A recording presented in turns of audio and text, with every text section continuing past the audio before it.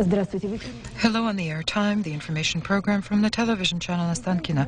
The President Boris Yeltsin today gave instructions to the heads of military departments of Russia from 0000 hours the 5th of January to stop bomb attacks on objects of the city Grozny. The head of state made this decision after, in the Kremlin, he had heard reports of the ministers and the chairman of the government of Russia on the state of affairs in Grozny and on the territory of the Chechnya Republic. Today, however, in Chechnya and in its capital, combat continued. Reports are contradictory on those events, yet it's evident that in Chechnya a blitzkrieg was not successful. In any case, this was the assessment of the situation made by a member of the Presidential Council, Leonid Smerdyakhin. According to him, the operation involving enormous casualties to take control of Grozny is evidence of the overassessment of the abilities of our own powers and the underassessment of the armed power of the Chechen leader, Jahar Dudayev. During the last day, Russian aviation again bombed the populated point Shali, not far from Grozny. This was reported by an eyewitness, the deputy of the Duma, Anatoly Shabat. Shells exploded in the marketplace and on the territory of the local hospital. As a minimum, 25 people have died and hundreds are injured. According to the agency Reuters, air attacks on Grozny continued even this morning. However, Dudayev gunmen, as previously, are in control of the center of the city and the presidential palace. Furthermore, Chechen sources report that Jahar Dudayev is no longer in the palace nor in Chechnya itself. The command of the federal forces notes the decrease in intensity in combat. The reason for that, the gradual movement of gunmen from Grozny to the south and southeasterly directions. Having lost almost 100 units of combat technology, Russian forces have changed their combat tactics within the city. Now units of the army and the Ministry of Internal Affairs are operating in small mobile groups. During the last 24 hours, there were no losses among the army units. Active resistance by Dudayev supporters is explained not only by the presence among their ranks of professional foreign mercenaries. In Grozny, according to the Russian military intelligence, an option of dividing Chechnya is being studied into the northern and southern parts. In the south, Dudayev and his circle intend to create a special zone with an authoritarian regime of rule. This explains the regrouping of gunmen from Grozny to the south. In regions where there are no Russian troops, the residents are prepared for decisive actions. If Grozny is occupied, here there are so many people, there will be a partisan war. Each will be prepared for death. We are taught from childhood in school to fight. Our husbands, fathers, and brothers have taught us. Before the war, how to use weapons. We know how to shoot. We have everything, automatic guns, handguns. We stored them up beforehand. Incidentally, Moscow, having chosen the forceful resolution of the crisis, evidently intends to go to the end. The chairman of the Interim Council of Chechnya, Umarov Tarkhanov, is in solidarity with Moscow. He exhorted the Chechnya opposition to not relinquish firearms as long as in the Republic Dudayev gangs are in power and Grozny has not been completely taken. At the same time, counting on an imminent occupation of the city is the head of the government of national rebirth in Chechnya, Salambek Khadjiev. He intends tomorrow to arrive in Grozny together with his cabinet of ministers, consisting exclusively of opponents to Jahar Dudayev. Reports about the fact that Russian destroyers bombed residential blocks of Shali, the Ministry of Defense has assessed as provocational. In an interview to Interfax, the representative of the Ministry of Defense stated that beyond the outskirts of the city, an attack was launched on a convoy of combat technology. The president of Ingushetia, Ruslan Alshev, expressed a protest against the actions of Russian aviation, which on the 3rd of January launched a missile and shell attack on the village Arshta of the Ingushetian Republic. As a result of the bombing, Ruslan Alshev indicates 4 women have been killed, 7 civilians have been injured, and private homes have been demolished. But according to the Ministry of Defense, the Russian aviation near the populated point Arshta destroyed only 2 combat transporter vehicles belonging to unlawful armed gangs. Units of the internal forces of the Ministry of Internal Affairs of Russia, together with the army troops, are actively clearing the territory of Chechnya from gang formations and are disarming them. The gunmen greet the soldiers with fire, eliciting response fire. Internal forces have already lost 33 people in Chechnya. We'll remind you that among the previous hot points, among which are Nagorno-Karabakh, Fergana, Southern Ossetia, Moldova, 54 soldiers and officers died. Fighting against the federal forces today are not only Chechens. In Grozny, tens of active members of armed groups were detained, among whom there are many foreign mercenaries, especially from Afghanistan. Some of them today are behind bars, and the degree of guilt of each one, we hope, will be established. Almost 300 troops of the internal forces and organs of internal affairs for valor and heroism were honored with awards and medals of Russia. Among these are the mechanic driver of the armored carrier truck, the private Evgeny Ostrokhov, who for almost 5 hours stood through an unbalanced clash with gunmen. Even when injured, he didn't abandon the combat vehicle. Since the first day of the new year, Evgeny is declared hero of Russia. According to the Federal Service of Counterintelligence, last night, its authorities were approached by the director of the security services of Chechnya, Sultan Gilishanov. He stated that he is prepared to strike out against Dudaev, even using 2 battalions under his subordination in that effort. In response, it was offered to him to confirm his statement with practical action. In Grozny, currently the fate of not only Chechnya is being decided, but all of Russia. This statement was issued in Nazran by the authorized representative on human rights of the Russian Federation, Sergei Kovalyov. He's intending to go to Moscow now, where he intends, as he says, to pursue a meeting with the President Yeltsin. Regarding official reports on the situation in Chechnya, Sergei Kovalyov has stated that they are lies from beginning to end. In our agency, information on events in Chechnya comes from various sources and, first of all, from our personal correspondents and information agencies. On the basis of their accounts, we attempt to produce a most balanced and verified report. As the state television channel, we are obliged to announce the official position of Russian leadership as well, and information from the press services of those departments involved. Neither the press service of the government of Russia nor information agencies today reported on the total number of casualties as a result of combat in Chechnya, but the press service of internal forces stated that the number of losses of the Ministry of Internal Affairs in Chechnya from the 11th of December of last year were 33 people dead and 80 injured. The task group, which informs parents of military personnel located in Chechnya, has been established within the government of the Republic of Karelia. In Karelia, there's another conscription. Sons go to war, and from this moment on, the parental heart knows no peace. The main concern is the war in Chechnya. When American soldiers landed in Haiti, each of them was named in the press individually.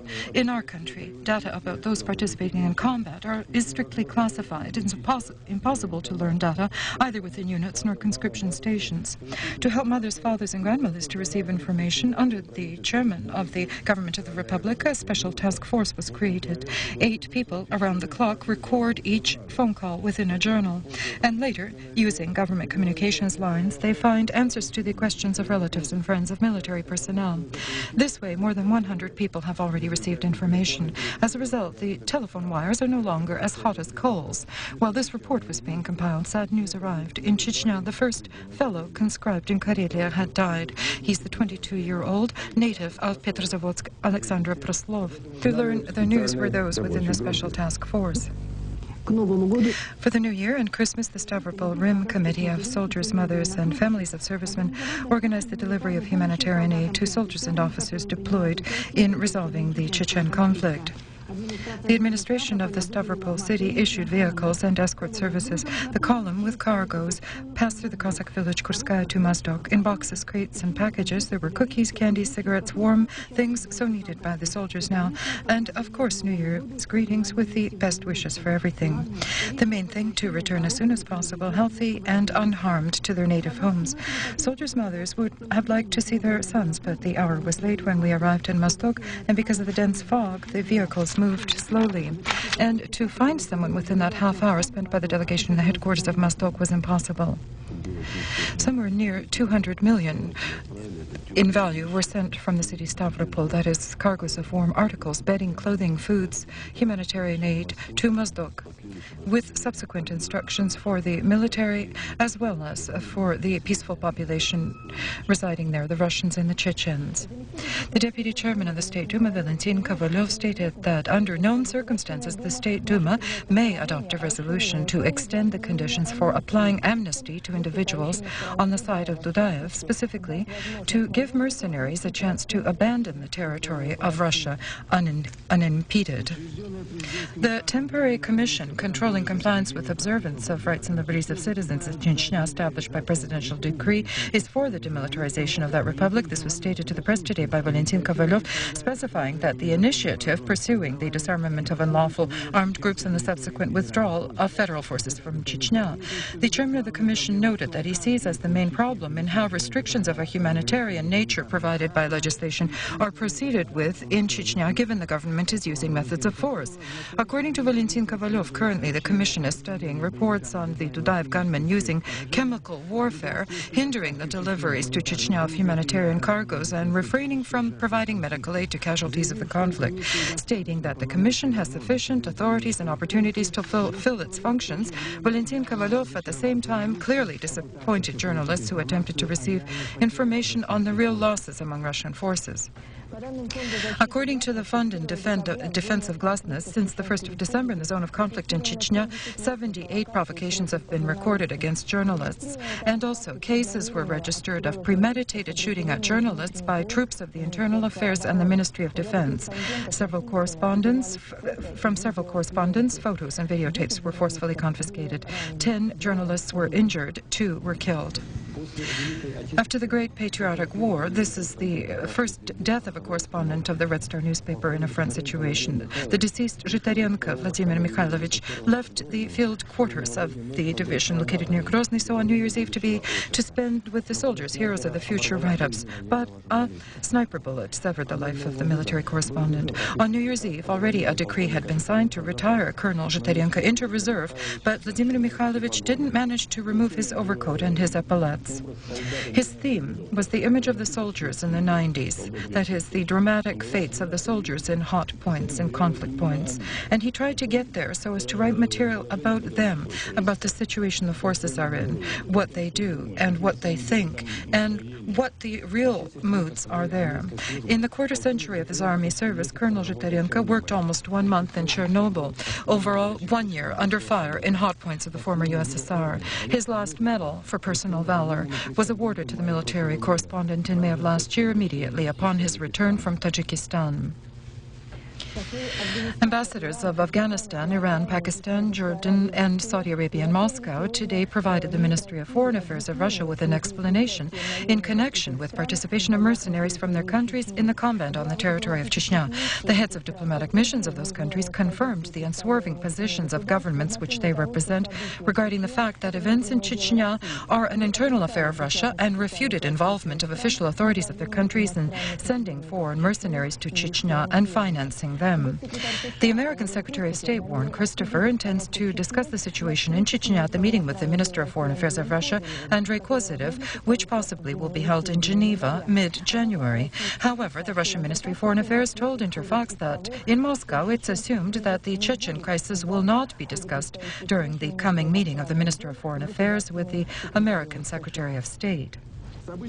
Events in Chechnya are an internal affair of Russia, a Muslim republic, part of the Federation without a juridical right for its own statehood. The first New Year's statement, officially of the government of Germany, was made in Bonn by the Minister of Foreign Affairs, Klaus Kinkel. Officials express hope for the end of combat, new peaceful dialogues, and offer to send to the Caucasus international observers. The Social Democratic opposition feels that such an approach is too soft and inadequate to the dangers ensuing from the armed conflict in the Chechen Republic. Germany is extremely interested in a stable Russia, says the leader of the opposition, sharping, emphasizing that such a large military operation could lead to a total civil war and put an end to the young history of Russian democracy. Journalists, often writing about the Chechen mafia, which here has already become a habit in instilling fear in children, compare today Chechnya with Ulster. The main similarity of the bloody conflict, despite the colossal differences, is the striving of minorities to acquire independence and their decisiveness to resort to most extreme measures, even an endless partisan terrorist war. An example of that is the Irish Republican Army. In a quarter century of its actions, the number of casualties was around 6,000. However, not a single British premier in all these years even thought to fight the terrorists with the use of tanks and aviation. Yes, the German analysts say the Dudayev regime is anti-democratic, authoritarian, and leads on a powerful mafia structure. But in a multinational country, not one, even the most perfect repressive apparatus, can win without recognizing the minority's right to be heard and understood. The European Union expressed an intention to send an international mission to study the situation in Chechnya and demanded clarification from Russia regarding military interference in the region. France, which in the first half of this year will chair the EU, held consultations with all the countries of the Union on this matter. This was reported by the Minister of Foreign Affairs of France, Alain Juppé. The postures of the documents signed by member countries of the Organization on Security and Cooperation in Europe, including Russia, compel the receipt of such missions in the defense of human rights. However, in the Russian Ministry of Foreign Affairs, Interfax was told that according to existing procedures, requests to send such missions should be initiated by the government of Russia. The Russian Orthodox Church has several times expressed its attitude to the events of Chechnya. Today, the Most Holy Patriarch of Moscow and all Russia told our correspondent, bloodshed should be stopped, and at the dialogue tables, some sort of paths must be found for a peaceful resolution of this question. And on the feast of the Nativity of Christ and the New Year which has arrived, somehow one especially feels the need to resolve all contentious issues by peaceful means, political means, and not through the path of bloodshed, shedding the blood of the sons and daughters of our homeland.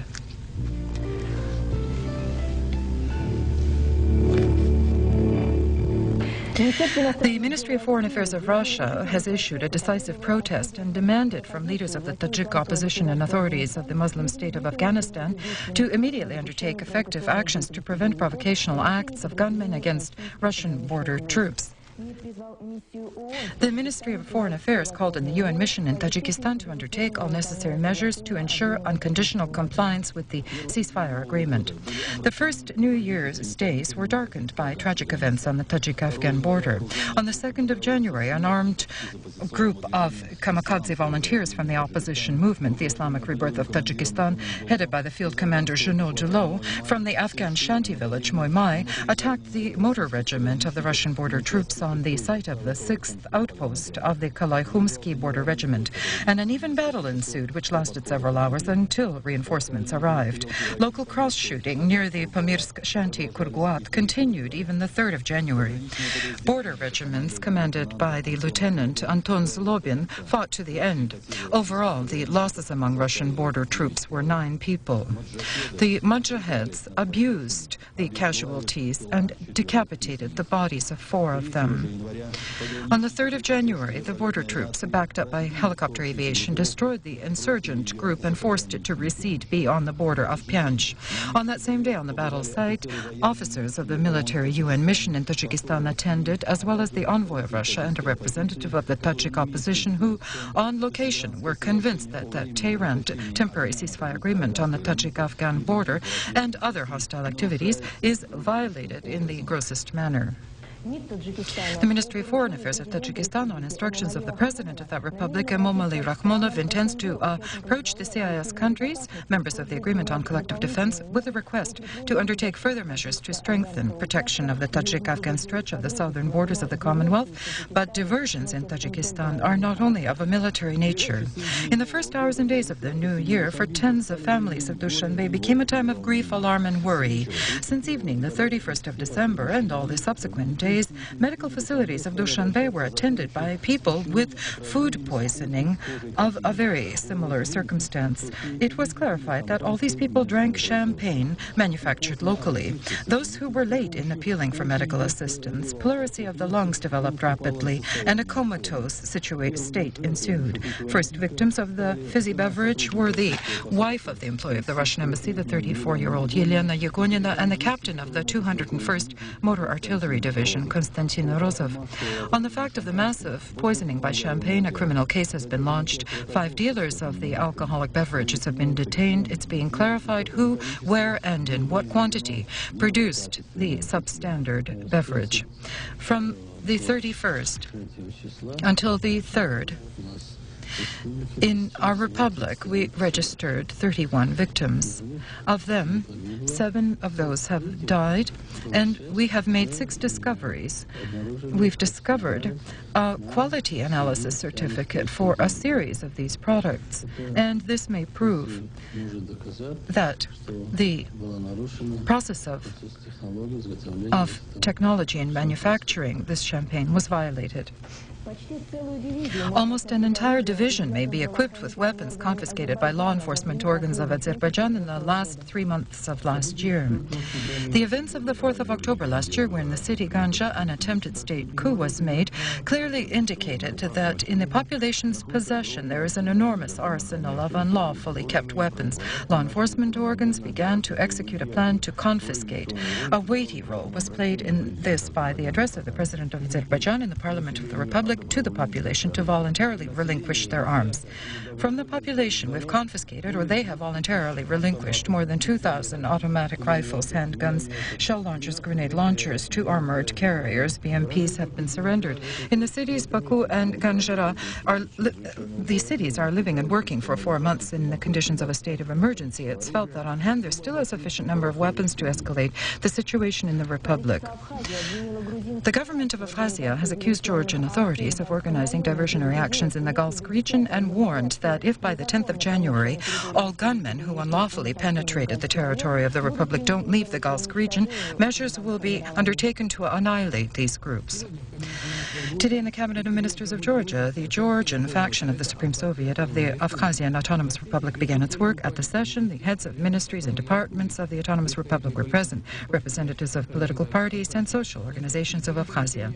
At the session, a decision was made to ratify the Presidium of the Supreme Soviet, whose chairman was elected. He is Tamaz Nadarishvili. In the next days, some of the deputies of the Supreme Soviet of the Abkhazian Autonomous Republic will continue work in Zugdidi. Another part will go to Moscow for talks with the government of Russia and factions of the State Duma, and the third part of deputies will go to the republics of the Northern Caucasus. We feel that today the Supreme Soviet of Abkhazia is the only legitimate organ which has resumed work, and I think that today the return of refugees to their homelands is realistic. By decree of Edvard Shevardnadze, the port city of Batumi is declared a free economic zone. Local authorities feel that as a result of this, their annual revenue will be not less than $1 billion American dollars. Unemployment will be the main social problem of Russia for 1995. This is the opinion of the Minister of Labor, Gennady Milikyan. Although currently the figures of true unemployment are not so high, the minister fears a fast switch from figures reflecting closet unemployment to open unemployment. He feels this can lead to a severe exacerbation of relations and confrontations in the social sphere. Since January the 1st in Belarus, circulation of any other currency except the national currency is terminated. At the panel of the Cabinet of Ministers, an entire package of documents was discussed on a customs union, free trade, creating financial industrial groups, and other agreements which should be signed within the next days in Minsk by the Belarusian and Russian sides. The President, Alexander Lukashenko, stated that prices in the near future will be again allowed to float freely, but he does not wish to further test the patience of Belarusians. Therefore, in the beginning, a 100% compensation must be ensured to the population in the form of new salaries and wage increases. January will define not only the perspectives in relations between Russia and Belarus, but in general the state of the Belarusian economy and its condition. In today's trading at the Moscow Interbank Currency Exchange, the rate of the American dollar was fixed at the level of 3,571 rubles, which is 21 points higher than the indicator at the last trading session, which was held in the end of last year. In Tatarstan, a local installation was launched to refine oil. Residents of Almaty can do without a New Year's tree because they have such a magnificent illumination at the just-launched oil refinery installation. The socialist integration of cooperation produced a paradoxical situation which in oil-producing Tatarstan there is no gas at the pump. In a republic which for 50 years pumped black gold, there is no oil processing facility and has not been to date. The first installation producing oil products was erected in Alometyevsk, and in the first quarter of 1995 will begin to process 400,000 tons of oil per year, producing gas, diesel fuel, construction and paving, bitumen and sulfur, and supply oil regions. Not a bad New Year's gift.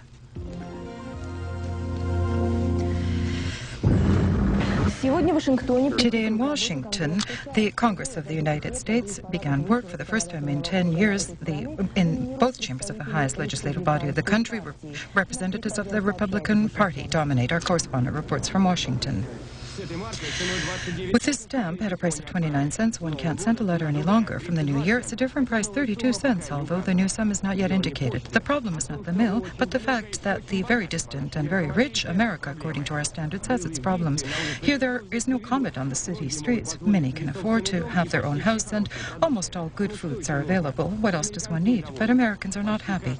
Almost each of these ordinary Washington residents, since approximately January to April, works for the government. 1/4 of their revenue goes for taxes. The number of thefts and murders is growing, and it seems to have no limit. Central authorities are undertaking measures which, in the final analysis, procreate bureaucrats.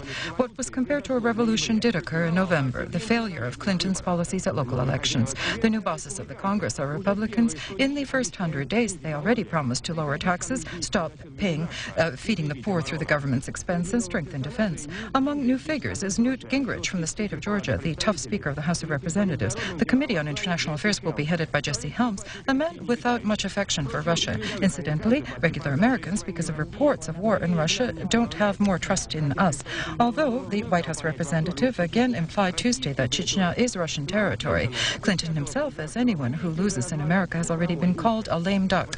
And therefore, there is more attention for the position of the leader of the Republicans in Congress, Robert Dole, and he has hinted relations can change. American aid to Moscow can be stopped. The position of the presidential influence in the United States has significantly weakened. It seems in the next 2 years before presidential elections, and even after that, Russian politicians will have to more often deal with those people who have begun work on Capitol Hill today. The co-chairman of the Peace Conference on former Yugoslavia, David Owen and Thorvald Stoltenberg, have stated in Belgrade that the ceasefire agreement in Bosnia opens the perspective for the end of conflict, and the positive elements in the economic relations between Croatia and the Krajina contribute to the overall decrease in tension in that region. Algerian fundamentalists issued a direct warning of reprisals against British citizens. The fact that they don't speak empty words, no one doubts. The criminal actions of the fundamentalists against their own people and citizens of other countries, including Russia, are well known. Now they've targeted the English. There are threats contained in the ultimatum message received by the Embassy of Great Britain in Bern. There's a demand to sever all relations with Algeria by the 7th of January and evacuate the embassy from there. We can't guarantee the lives of foreign citizens after the ultimatum expires. It says in it, afterward, all infidels will be killed in cold blood. It's presumed that the authors of this menacing message belong to the organization which bears responsibility for the hijacking of the Air France plane during the Christmas holidays. Meanwhile, the aforementioned British embassy in Algiers is somewhat exaggerated in scope. Apart from the ambassador, there are only 4 diplomats employed there. The number of British citizens in that country is only 130. Basically, they are married to Algerians or work at oil pumping objects. I'll remind you in that connection that 1 year ago it was recommended that they leave the country promptly. And furthermore, Algerian fundamentalists are often also called Muslims, which is incorrect in my view. In no chapter of the Holy Quran is there a call or admonition for revenge and murder. Hence, the fundamentalists, through their bloody actions, have placed themselves not only outside the law, but outside canons of religion. Iranian parliament today adopted a law forbidding the population to use satellite antennae. As Tehran Radio reported, the ban was instituted so as not to allow the residents of the country to watch programs of foreign television, which, in the opinion of Iranian authorities, undermines Muslim values. The announcement that from the first day of the new year, Poland has ceased to be a country of millionaires is a little premature. Only today, when after the holiday break, banks and stores began to open, a strong new zloty, and now without 4 inflationary zeros, has appeared. Few Warsaw residents have ever held it in their hands, the equivalent to the current 500,000. Hundreds of thousands are in demand of them, and now this is simply nothing. Banknotes equivalent to the current 1 million and 2 million denomination haven't been printed yet. The process of replacing money is not friendly and not rash. We still have to exist for 2 years together. This is what is written on this placard. Here it features national heroes, composers, authors, and scientists from old banknotes. One of the versions for the change of the denomination was this was precipitated by the fact that the reserve of prominent figures worthy of decorating them was exhausted lost it. Another version is that, shared by Western banks consulted to prior to replacing the currency, it was said that Polish zlotas, after the last 4 years of reform, have stabilized, are becoming a reliable currency, and extra zeros are no longer needed. The largest auto manufacturers have presented their products at the North American Auto Show in Detroit. Passenger cars, not large in size, economical, safe, and environmentally clean. And the kingdom of auto dwarfs was supplemented by the newest developments of such corporations as Chrysler, Ford, and General Motors. To look at the four-wheeled exhibit, which on the exterior looks like a prominent carriage in the Summer Imperial Palace, not only tourists come to more frequently, but experts with professional interest to attempt to determine the origin of this first automobile, which appeared in China in the beginning of the century. The ruling Dowager Empress then Ceci received it as a gift from one of her devoted courtiers. Despite her age, she was one of the most influential women of the world, like a child delighted in all exotic Western items. The horseless carriage evoked intense rapture. However, the Empress never did take a ride on it. The First Lady of China could not sit behind a simple mortal driver, and if he were to stand on his knees according to ritual, he couldn't drive the vehicle. The unique exhibit barely survived through the Cultural Revolution and has almost lost all of its distinguishing features. German experts have established that it could be one of the progenitors of the Benz generation. However, on the preserved footstep, one sees the insignia Duray, indicating its American roots, and the three-cylinder engine on the Benz of those years is absent. Another disturbing fact is that the Ceci car was not a stranger on China's roads. Before it, apparently on the local roads, the automobile of a Hungarian businessman left its tracks. However, the discoverer's interest to the imperial car has not yet waned. In any case, this limousine has preserved the palm of primacy because it was first to belong to a Chinese dignitary.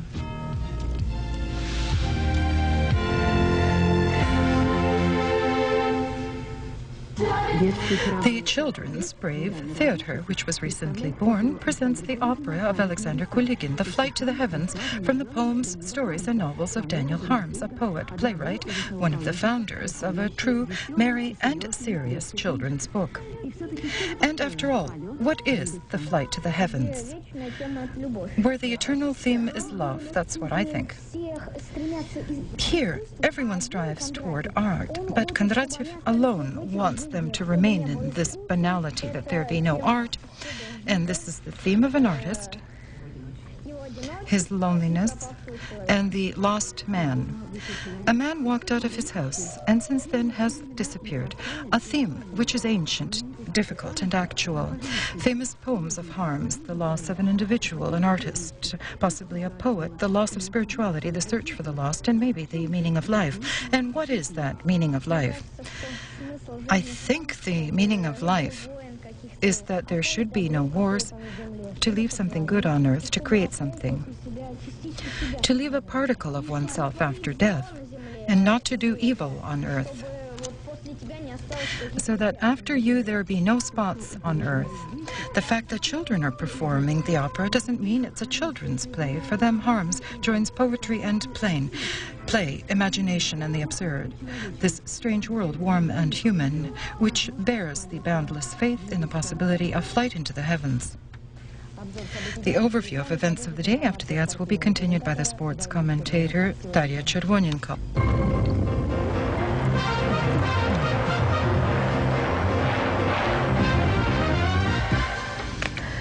Good evening. Hockey news. Today, the fate of the silver and bronze medals at the Youth World Championships will be decided. The Russian team may compete for the silver if it beats the Finnish team. In another match, Canada and Sweden will play. I'll remind you the Canadians, one round before the end of the championships, won the gold medals. Sports information agencies report that the owners of the NHL clubs, the Washington Capitals, Toronto Maple Leafs, and Montreal Canadiens, and Calgary Flames, have invited their players to begin official training from the 8th of January. The executive director of the association, Bob Goodenow, evidently has decided to change his position. It's not excluded that the regular championships, with a delay of 92 days, will begin after all. The hockey commissioner, Gary Bettman, declared the 16th of January the last date for the start. So hockey fans and players themselves have very little time to wait. Possibly the hockey celebration will begin after all. Meanwhile, in Moscow and Sokolniki, the Russian figure skating championships have started. In the men's competitions, the tone was set by the world champion among the juniors, Ilya Kulik, student of Viktor Kudavtsov. The baton was seized by Olympic champion Alexander Umanov. For now, he's the undisputable leader. Angelika Krylova and Oleg Ovsenikov are ahead among the dancing duos after performing the compulsory program.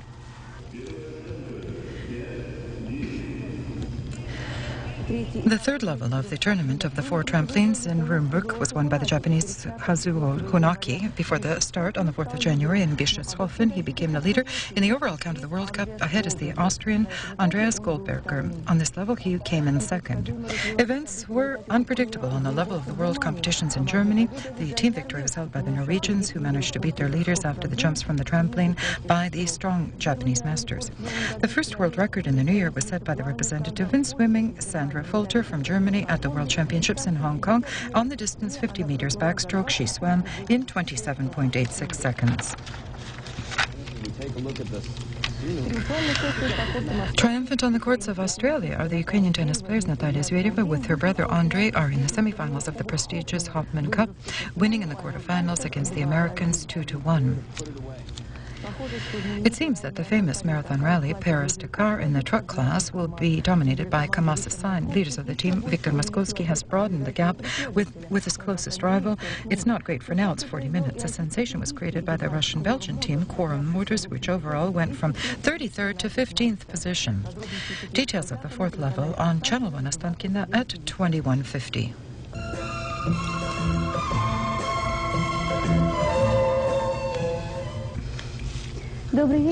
Good evening. After the New Year's thaw, winter decided to remind us of itself with cold.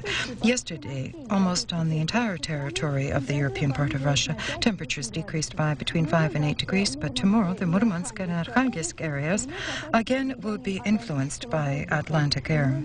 In a zone of atmospheric fronts, snowfalls and blizzards will increase and temperatures will increase up to -4 to 9 degrees.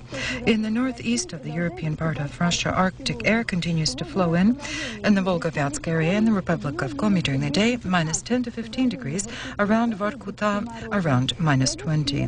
There will be snows and blizzards after the atmospheric front passes through in Tataria and Udmurtia. Possible snows and cloudiness with temperatures of -7 to 12 are expected. Chernozemia and the Baltic area will be influenced by a broad anticyclone with a center not far from Smolensk. Therefore, there it will be partly cloudy with some weak snows in patches. During the day, -5 to 10 degrees. That same anticyclone, shifting to the southeast, will influence the weather of Belarus, Ukraine, and the central Chernozem areas of Russia and along the Volga. Here, the day promises to be clear without significant precipitation. Temperatures from -5 to 10 over the lower Volga, -1 to 6. In Moldova, around 0. In the Krasnodar and Stavropol Rim areas, under the influence of an anticyclone, rains will cease. Temperatures will decrease to 0. There's predictions that along the northern Caucasus it will be cloudy and rains will fall with some wet snows. The roads will be icy in the mountains. There's a danger of snowslides. During the day in northern Ossetia and Ingushetia and the Chechen Republic, +1 to 4 degrees. In Dagestan, +7 degrees. Beyond the Caucasus, cloudy but warm, +5 to 10 degrees. In Armenia, around 0. In St. Petersburg, partly cloudy skies with some weak snow during the day, -5 to 7. In the capital, it will be mostly clear without much precipitation. At night, -12 to 14. During the day, -5 to 7 degrees. Until the end of the week, it will remain cold. Information compiled by the Oceanic Meteorological Center of Russia. All the best. Goodbye.